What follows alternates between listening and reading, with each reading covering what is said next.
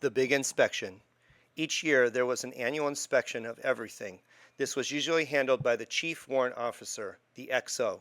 Our XO was sort of an arrogant guy who was just looking to catch our mistakes. He was a short black man with a stubble on his face and a neatly trimmed mustache.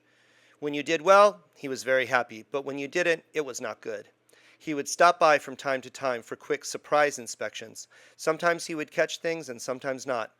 When he had moved to the motor pool the year before, when we had moved to the motor pool a year before, a lot of paperwork was out of date or a mess. So Foster, Joe, and I had been working to get all the paperwork correct. When the XO came in, he would pull a vehicle dispatch record from my area, note the repairs needed, then check with Foster on the status of the repairs. Were they on order? Was the repair made? Was it signed off by Sergeant Watson? Over and over, we would go through vehicle after vehicle. The XO always hoping to catch us in a mistake. But guess what? We were squared away. As the military cadence goes, dress it up and cover down, 40 inches all around, meaning to be lined up exactly to the left and right, front and back of the other soldiers in marching formation. We did exactly what we were supposed to, and the XO only caught on one minor ding, but he was impressed, and I was headed to leave without a worry. No, that isn't the word we used in the Army. Getting ready to go on leave, I realized that I had to work on my language or my parents would kill me. You see, in the Army, especially in the permanent unit, the language was quite foul, and I had adapted to this culture. For example, let's say you were looking for a tool and you couldn't remember the name of it. Instead of saying, do you know where the tool with the handle is? Soldiers would replace with fucking. So it would be, do you know where the fucking tool with the handle is? Anytime you weren't sure of something and you hesitated, you would add the word fucking. Or it was a great adjective to use when you couldn't think of any other descriptive word. Some other examples, that fucking truck is leaking again. It's time for another fucking expansion this week. How do I get the fucking thing, to move to this fucking position? If I didn't work on my language before leave, my parents would throw me out before the week was up. Leave in March. Since I didn't get to take leave for Christmas, I waited until March after the big inspection to go. My leave in March would be my last real break before I got out in October. It was a short one, but I was able to see most of my friends and reconnect a little. I still didn't know what I was going to do when I got out. Was I going to live at home or with friends? Was I headed back to CU? What would be my major? I still had a lot to think about, but I'm sure there would be plenty more times in the foxhole to think. My new room. Dear family, thank you so much for making my leave so wonderful. The presents are going to come in a laundry bag sometime soon. By tomorrow, I will be completely moved into my new barracks in my own room. It is small but very livable. This is very messy, but I'm writing during the UNLV game. I wish I had more time, but life doesn't allow but 24 hours in a day. We're going to the field April 16th through the 21st, then probably again in May. The plane crash made the local Monterey paper. I am glad that not more people were hurt. I can't believe that in 6.5 months I will be home for good. I basically told the first sergeant that I was going to college and that I was not going to re-enlist. I think deep inside he knew that was going to be my decision. Well, gotta go. Thanks again. Love, Mike. I had picked the perfect time to take leave. It was back to construction for all of the other soldiers. When I returned, they were on the final steps of finishing our new barracks. This would be just for the headquarters battery, and all the soldiers would live in it, except E5 sergeants or above. Because I was one of the few soldiers that was a specialist E4, I was given my own room. When I say it was small, I am not joking. This room may have been no more than 12 feet by 12 feet. I had a bed, a wall locker, and a desk, but it was my own space. Unfortunately, we didn't have our own showers, so it was back to communal ones. Yuck. These were not as nice as basic, and you had to be careful when someone flushed the toilet or you would get burned. It was just 4 showers and 4 toilets for all 50 of us. The new barracks. The new barracks were different than the ones we lived in previously. It was weird because it was a long, narrow building located in a row of many buildings just a few miles from where we were before. The mess hall was a long walk, and there didn't seem to be many other occupied buildings in this area. That meant that many of the soldiers in our barracks got a little more relaxed about the rules. They would sit outside every night drinking their 40s and shooting the shit because there really wasn't much to do. There was no common area to sit at, not even a pool table anywhere nearby. For me, it was just a little too depressing. However, there were many private phone booths down each of the buildings, so I could usually find an open one to call a friend or call home. I bought a 10-speed bike. It was kind of funny to see me riding it, for I am sure. I was the only soldier I ever saw with a bike. I just couldn't afford anything else, and it got me around. So after PT, you would see me riding to chow before going to the motor pool. It's 1990, I am broke, and have a little bit of time on my hands. Again, as I think back, I wonder, what the hell was I thinking? When we weren't out in the field, it was often boring in the Army.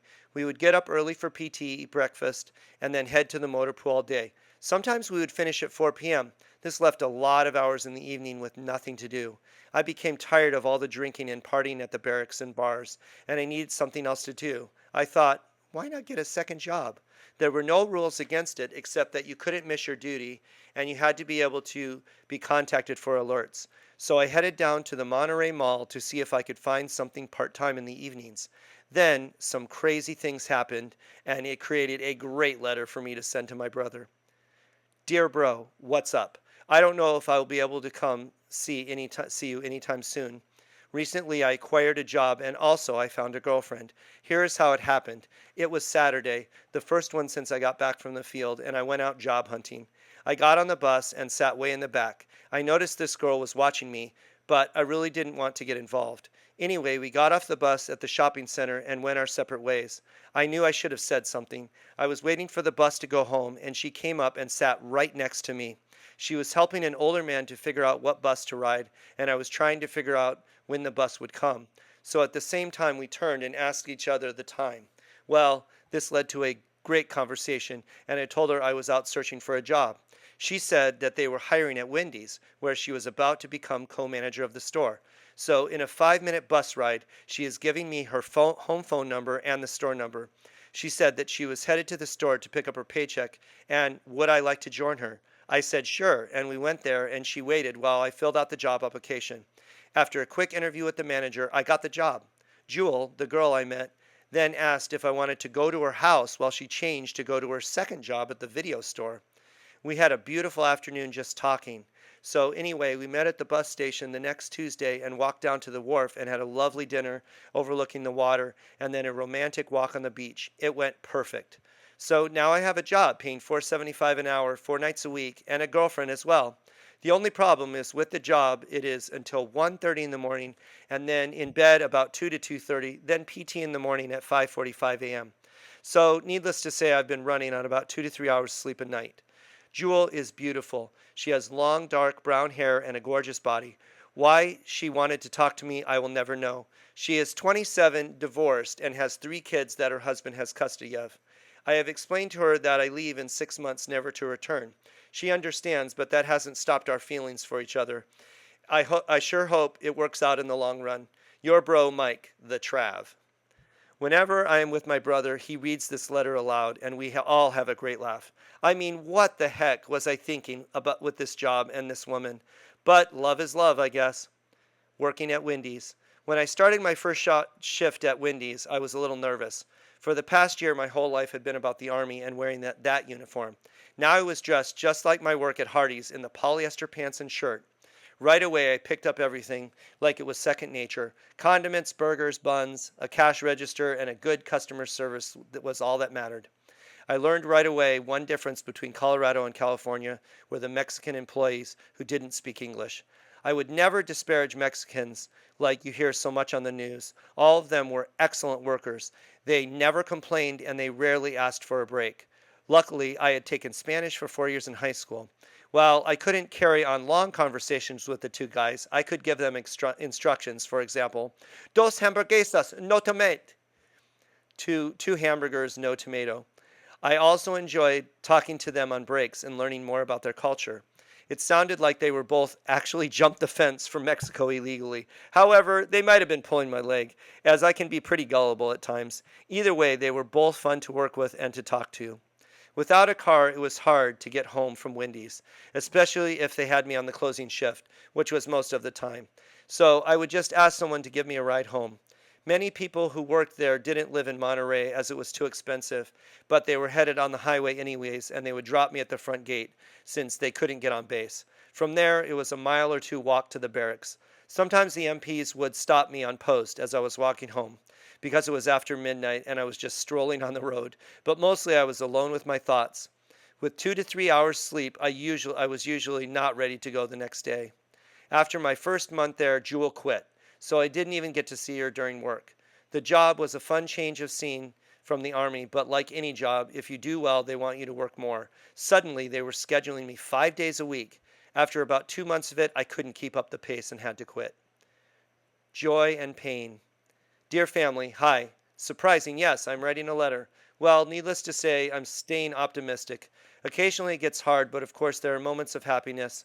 Last week, the girl I was seeing that is divorced was getting ready to move back to her home in Illinois with her 3 kids. I was able to help her get her boxes sent and get the things she needed. It was kind of a special time for me because I felt like I was a father and the kids were mine. I know that sounds scary, but the 3 boys adored me and they even asked Jewel if I was going to be their father. I guess it kind of gave me a reality check of life. I mean, I will be 23 before I leave the Army. I will be 26 or 27 before I even get my bachelor's degree. Wow, I will be old. Don't worry, I didn't ask her to marry me or anything like that. She had a really bad marriage and she was just looking for a close friend, which I was to her. I know I didn't see all the hard times of a family, but it was kind of nice to come in and have 3 beautiful kids run to me and want to be held. It was a really special time I won't forget. Anyway, she got home okay, and so far everything is going great for her. I guess even in the bad moments in life, God gives you something to really make life worthwhile. Thank you for the box and all the letters. I don't know what I would do without them. I guess I just take it day by day. I miss you a lot. Love, Mike. In the Army, I seem to meet a lot of women and have those short interludes of time together. I have never forgotten Jewel and hope that she is doing well and that she found happiness in Illinois. Costa Mesa and bro time. Dear family, hi. Enclosed is the sheet you can turn in with the taxes. Not much else is going on. I had my ETS briefing all day today. It looks like I may have to go in the reserves after all. I will talk to you about that later. Anyway, I have a lot to take care of before I get out. I just hope the unit will give me some time to take care of everything. Other than that, everything is going well. I met a beautiful girl in LA. She just graduated from high school and is going to community college studying to be an actress. She is also a wonderful writer. Anyway, I will be down in LA for the 4th of July, so I hope to spend at least one night on the town with her. I guess you could say my social life is improving out there. Well, I gotta go. I miss you all. Love, Mike. Foster and I wanted to go on a trip. I really wanted to see my brother again. My bro and I fought a lot when we were younger, but we had grown closer recently. I still didn't have a car, but I had money and I could rent one. It was about a 5.5 hour drive down to Costa Mesa if we only stopped once. We made it down there on a Friday evening for a beer with my brother who was just coming home from work. It was nice to sit there at his table, just bro and me, talking shit and drinking a beer without a care in the world at the moment. Good times. The next day it was the beach. We got down there early to enjoy the day, and then it would be back to bro's house for beers in the evening. We were just hanging out on the beach, and Foster headed up to the bathroom. The next thing I know, he is waving me to come up. He was surrounded by a bunch of community college girls. That guy had no fear either, and now we had all had dates for the evening, and my brother's house for a party. Well, I was dispatched with Shelley, one of the ladies, to track down some beer for the night. And then we had to find a parking place on the street somewhere around the apartment. Well, this was an hour-long adventure, and by then Shelley and I were hitting it off. I was probably falling for another girl. She lived in Fresno, which was a long way from Costa Mesa and many miles from Fort Ord, so this wasn't going to be an attainable desire. But I did try to work another weekend to see her, but it never worked out. We were in just 2 different places, and I should have left it as one evening of fun instead of trying to push it further. Decisions about the future. Dear family, well, time is flying by. I am so busy now I can barely keep up. Wendy's has me working 5 nights a week. I have told them to cut me down.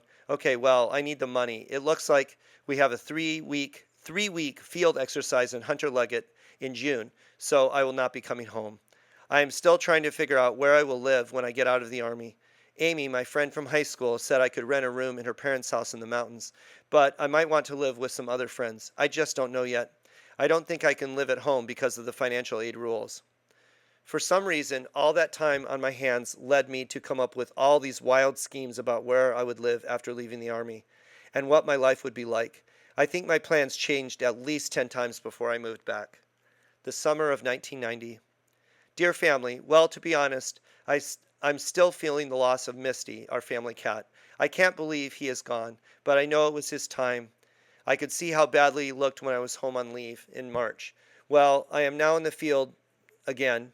We are coming in from June 7th to the 11th, then going right back out until the 21st. We are at Hunter Leggett, and it is about 80 to 90 degrees every day and very, very dry. Every day I kick off about 6 layers of dust. Luckily, I've had a lot of time to read. I have read about 900 pages in the last 3.5 days, and I'm working on my 3rd book. It is not so much time off, but on guard duty, I usually read because I don't feel like wasting my time just sitting there doing nothing. I'm on duty right now, and there is a nice summer breeze that is making me feel great. I have been sleeping under the stars every night. It is cold in the morning, but the nights are mild. I have been thinking more about where to live upon my return. The LT in our battery gave me a thought that I hadn't even remembered, that I could live in the dorms. You see, CU has some special study dorms that have quiet times which are monitored. In fact, they have one that is just for engineers. I plan on checking it out by calling the counselor I talked to on leave and see what he can do. I had a friend living there, and I saw him once on a Friday night, and the hallways were quieter than a morgue. With that situation, I could still maintain my financial, tax-wise independence from you, while maybe getting a grant or a work study. I don't know if I can overcome the major problems I might face. First of all, I don't know if I can handle a roommate. Hopefully they have singles. Also, that maybe an extra $2,500 a semester.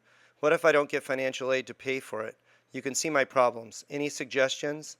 I wouldn't want to live in anything but the quietest dorm, but that engineering dorm might work. I would be very motivated to study, and I would have people there to assist me. Plus, I would be right there on campus, and I wouldn't have to do any commuting from anywhere. Plus, I could make a lot of friends, maybe even find an intellectual girlfriend who would help me stay in line with my studies. Anyway, as you can see, I'm excited about this option.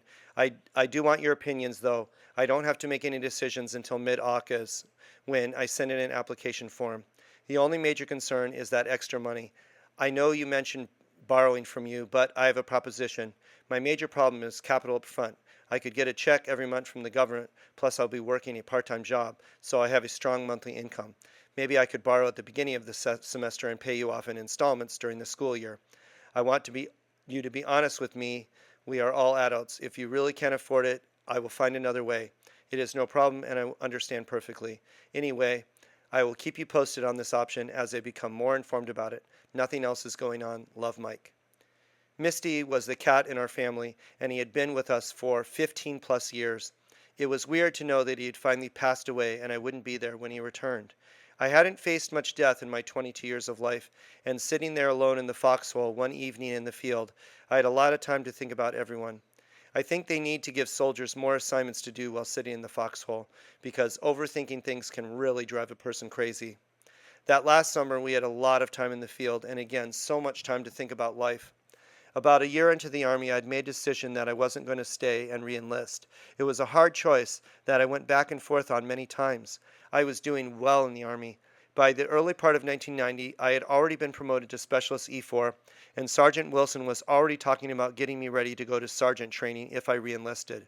I knew there were a lot of opportunities in the Army, but I felt like something was calling me back to the civilian world. I had not done that well in high school or in college, but I knew that next time it would be different. I was ready to face school again and to face all the friends back home with a different outlook, a mature one. Disneyland. It's time to be a kid again. Dear Mom and Dad, Disneyland was great. The weather was perfect, and it turned out to be cheaper than Great America in Santa Clara. My trip home will probably be Fort Ord to Costa Mesa to Las Vegas to Grand Junction to home. I should be home on the 4th of October. We'll let you know more later. Love, Mike. In the fall of 1990, I was able to get away from the Army for a few days and head to LA with Foster. We met up with one of my friends from high school, Amy, and her friend Jane. We got to stay in Amy's grandmother's house for free, and she was even able to hook us up with some discount tickets to Disneyland for a day. We went and had a great time. I hadn't been to Disneyland since I was in the fourth grade, so I knew it was going to be fun. It was surprising that not much has changed since the last time I was there. Mickey was still a mouse, and Cinderella's castle was still at the center. We went on the It's a Small World ride. We were sitting in front, and there were a young family in back with a couple of 7 to 8-year-old children. The ride started out fine through the first world, but then I felt something splash me in the back. What the heck? I turned around, and the 8-year-old boy just had a big grin on his face, the parents as well, so I gave him a little splash back. Well, one splash turned into another, and by the time we were finished, we were all soaked. You should have seen the expression on the worker's face as we came out of the ride. We were probably one of the only groups that had ever gotten soaked on the tamest ride in the park. From there, it was more fun adventures on the splash rides since we were already soaked. All in all, it was a great getaway, and I wondered where it would all go with Amy and me. We had been friends for so long, and at times we seemed like we were dating, but other times it just didn't seem like she wanted anything more than friendship. I just didn't know. She was nice enough to loan me her car for the rest of the time at Fort Ord, as she had more cars at home to drive. So she flew back to Colorado, and I was suddenly mobile for my last few months in the Army. This Subaru. While the paperwork was difficult, I finally got it all worked out, and suddenly I had a car to use for the last month in the Army. No more bus or bike rides for me. I could finally get around to the bars or restaurants and enjoy my time left. The only problem? No money. It gets expensive when you go out every weekend and drink or buy dance clothes, and I was paying the price now. With a month to go, I realized I wouldn't have an income in a short time, and that was a scary concept. Foster. I want to dedicate one section just to Sergeant Foster. He was my closest friend in the Army, and he was the one person that helped keep me sane through crazy times. He had a wife and 2 kids, but currently they were separated and living somewhere else. He never really explained why they weren't together, but he told me a little about his young children, and he showed me pictures. Foster and I would debate just about everything. We had a great relationship, and we could discuss things, even personal things, but it would never get to the point of anger or hurt. He made me laugh so much. He also taught me even more about black culture as we would listen to Eazy-E and sing raps together. As I said earlier, this bothered some of the white and black guys in the unit. We shouldn't be associated like that, they would say. They felt we should stick to our own kind. This bothered me so much, but only helped solidify our friendship just to show that it was possible. Foster was great at the clubs because he loved to dance and have fun. He didn't really drink that much, but he was always drinking water as he sweat a lot when we danced. He helped me to become so much more confident when asking women to dance. There was this one time, though, when he sort of left me hanging. He had told me about a club that he really wanted to go to in San Francisco called the Palladium. It was my last few weeks in the Army, and I had a car to drive. I told him, why not? Let's go. We got there early to avoid the big cover fees. It was an interesting club with different levels of seating, all focused down to the big dance floor. The music was great, dance music, but as the evening waned on, things changed.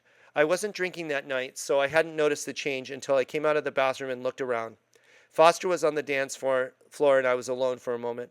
I realized suddenly that I was literally the only white guy in the place. There were a few darker Hispanic guys, but mostly black men everywhere. The music also was taking on a darker tone with more NWA and hip hop. I have to admit, even with all that I had learned, I was a little bit nervous. I wanted to find Foster so at least others realized I wasn't alone here. The other thing is that there weren't a lot of women to ask to dance. Well, I finally found Foster coming off the dance floor. I was ready to go, but he wasn't, so I found a place just to stand and watch. Nothing ever happened. My fears were unwarranted, but it was definitely not the type of bar I would attend again. Foster was the only person I kept in contact with for a long time after the Army. In fact, he even visited me years later in Colorado, and I was able to show him the sights, even a buffalo close up. But Foster was never so much into technology, and so we sort of lost touch when his phone number and address changed. I hope he is doing well, and I will always thank him for the thoughtful conversations that help keep me grounded. Reach up and touch the helicopter? On one of the training missions in the field, we had to learn how to get vehicles from the field in a hurry. This was done by transporting each one by helicopter. Okay, even sitting here now, I can't believe how crazy this was. So we were in teams of three. One soldier would be out in front of the vehicle with flags to direct the helicopter down. The other two soldiers were on top of the Humvee and would be there as the helicopter descended on top of them. I was given the assignment of putting the hook on the belly of the helicopter. The vehicle already had the chain attached to it on all four sides and then connected to a hook that I would lock into an O-ring on the bottom of the Blackhawk. The other soldier's job was to touch a metal wand that was grounded to the O-ring before and while I was putting on the hook. Why did he need to do this, you might ask? Well, a helicopter carries a lot of static electricity, and if he didn't ground the O-ring first, then when I touched the hook to it, I would get a jolt of electricity. There were stories about soldiers being thrown 30 feet from the vehicle due to the static shock. Great! I was counting on science and my buddy to ensure that I didn't die. The helicopter came down over us, and I began to flash moments in my life I would like to remember. While the soldier giving the directions seemed to be giving a lot of signs, I had a feeling the pilot wasn't even watching him. The helicopter loomed above me, and I couldn't hear a thing with the sound of the rotors and my earplugs. And there it was, the O-ring. My buddy put the wand to the O-ring, and you could see a little spark, which made us both jump for a second. Then I lifted the hook above my head to put it on the O-ring. The hook was heavy, as it was linked to 4 chains, and the helicopter was not holding still, so I missed on the first try. However, on the second try, I got the hook on, and we were good. My buddy and I jumped down from the vehicle and ran to one side to watch as the vehicle was airlifted from the field. We all high-fived, and I took a moment of relief to realize what I had done. That was so cool. Waxing with fire. We wanted to get our floors really looking nice for a big inspection we had coming up. Now that we had access to the commissary, we had a lot more tools at our disposal. We still had the buffer as our main weapon of choice, but now we had real wax to use.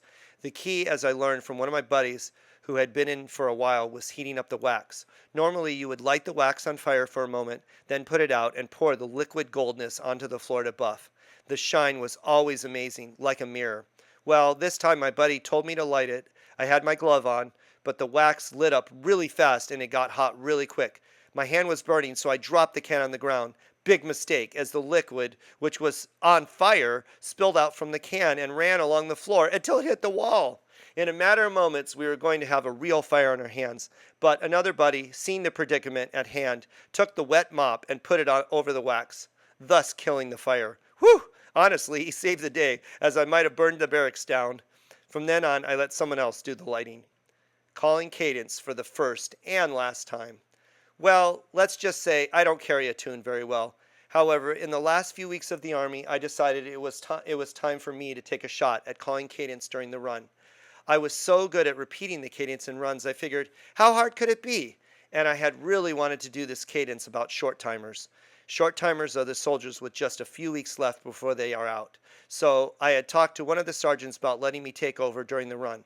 I made sure I was near the front on the outside of the platoon, near the collar on the left side of the formation. As we ran, I formulated my plan for what cadence I would use. Then the time came and I jumped into the collar position. C-130 rolling down the strip. Airborne Rangers on a one-way trip. Mission top secret, destination unknown. Don't even know when we're ever coming home. Stand up, hook up, shuffle to the door. Jump right out and count to 4.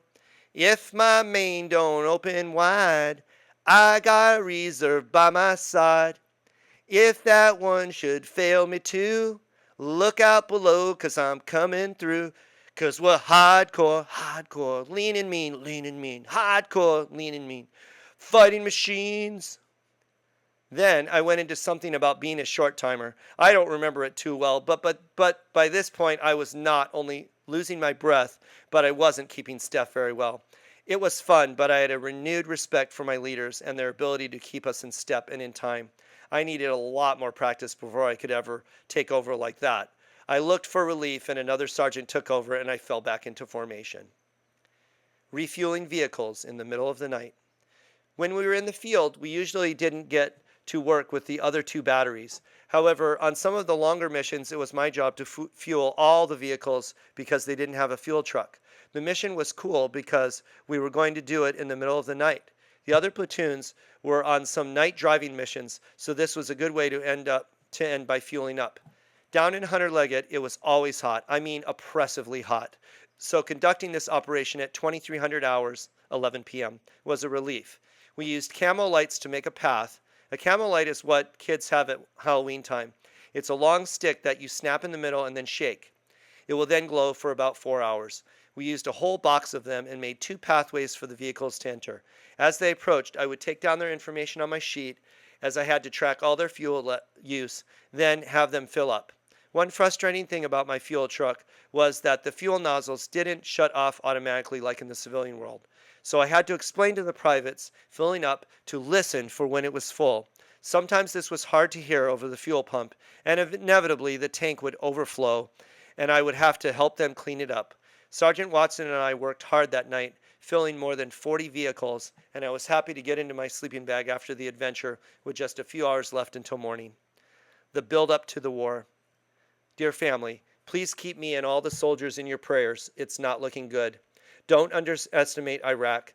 They are highly trained soldiers, and with the 2,000 hostages they are holding for Kuwait, I have a feeling this will be World War III. Well, anyway, not to worry yet. Just keep us in your prayers. Only 40 days left. I would have to choose the worst 2 years since Vietnam to enlist. Of all the bad luck. Love always, Mike. For many things in my life, I have always been pretty lucky. But joining the Army at this time was not lucky. I still remember the sergeant and I laughing when he said that it was 2 years active and 6 years inactive. Only in times of war would I have to stay longer. Well, in August and September of 1990, it did feel like war. As my ETS date drew nearer, there was a lot of worry. The Army was talking about halting all discharges and holding everyone in. This was called stop loss, and they could legally do this, of course, and I would be screwed until they decided to let me out. Don't get me wrong, this is what I had signed up for, and I was ready for the call. Saddam was a bastard to go into Kuwait and take it over. People were saying it would be a war over oil, but the fact is that Kuwait was an ally of England, and this scumbag just rolled into their country and took it over like this world was his personal game of Risk or something. He was going to have to pay. I just hoped I wouldn't have to be the one to make him. Am I out, or am I? With some unused leave, I was getting out around October 4th. My plan was to drive to Las Vegas and stay the night, then make the 12-hour drive back to Boulder from there. Every day as it grew closer, I waited. Would they let me out or not? With 5 days left, they picked up all my boxes to ship home, and I sat alone in my room, those last 2 days waiting. I went to the motor pool and said my final goodbyes. Staff Sergeant Watson still couldn't believe I was leaving. He wanted me to go to officer training school. If only I could live 2 lives, Sergeant Watson, I would have done just that. At the motor pool, no one was replacing me for the moment, so I trained Foster and Joe to take on my roles until the next soldier arrived. When I was leaving, I thought I was the lucky one. There was still in and faced the possibility of heading to Saudi Arabia, but we were all wrong about that. The stop loss had already begun, and by mid-November, my unit was no longer allowing any soldiers to leave. All ETS dates were suspended for 6 months. The drive to Las Vegas was uneventful. I was free. I was a civilian, but I knew it might be short-lived. I wasn't sure what I was going to do with my life or where I would go next. Saddam continued to pose an aggressive threat to Kuwait and the world, and things were heating up. But for now, I spent a few hours playing blackjack as a civilian at the Excalibur. The next morning, I got up early and snapped a picture of the Excalibur where I stayed. I wanted to be home for good, so I jumped in and drove 12 hours straight, only stopping at rest stops to go to the bathroom and drive through restaurants to eat. The military life had definitely changed me for good. I wasn't sure if I would go back to the old patterns or even wanted to.